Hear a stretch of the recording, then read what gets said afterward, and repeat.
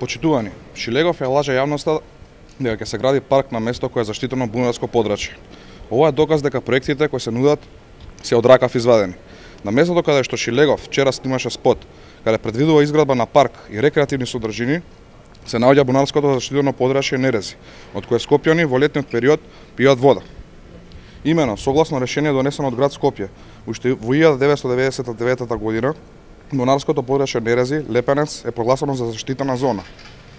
Местото каде што Шилегов го предвидува паркот се наоѓа во една заштитна зона од подрачјето и за него важи член 7 од решението, предвидена е забрана за движење на неовластени лица во подрачјето без посебно одобрение.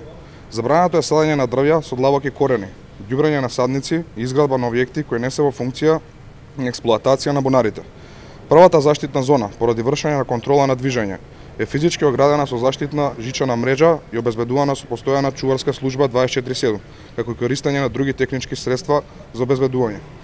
Пристап во еден зона е дозволен само на лица кои се вработени ЈП Водовод и канализација, Скопје, и надлежни инспекцијски лица.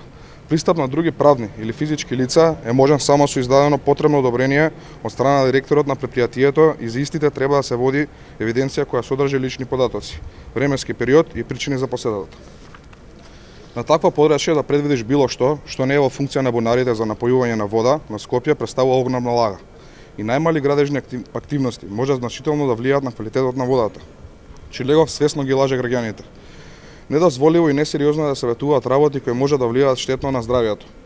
Ова покажува со каква несериозност е правена програмата на СДС без соодветна анализа и студија. Се нудат работи кои не се возможни и кои загрозуваат животот на средина и здравјето на луѓето. Заради ваквата неодговорност и неспособност, граѓаните ќе го казнат СДС на престојните локални избори на 15 октомври. Благодарам.